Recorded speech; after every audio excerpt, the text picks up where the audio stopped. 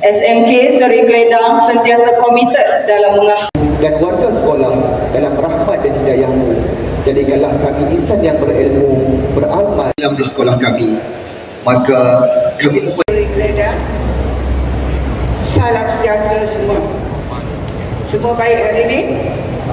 Sihat semua? Tahniah sebab kamu hadir pada hari ini. Semalam cuti kan? Hari Sabtu pun kita akan cuti. Tahniah.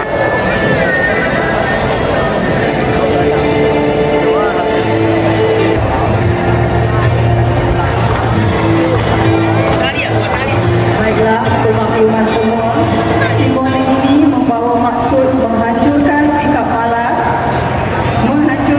malas membaca dalam diri kita dan menjadikan amalan membaca sebagai amalan dalam kehidupan kita sehari-hari.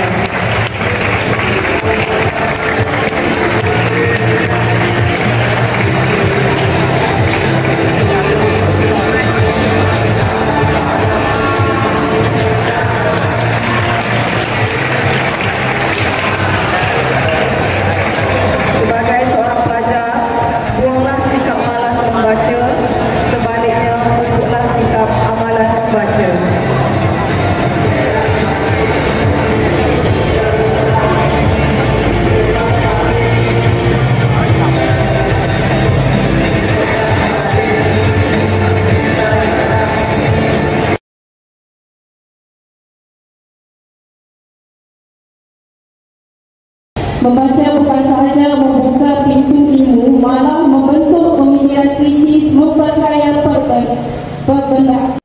Antara buku pilihan saya ialah ensiklopedia.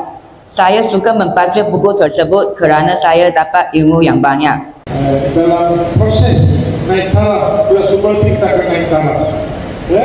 Dengan kualiti ruang yang lebih baik, ceria dan selesa.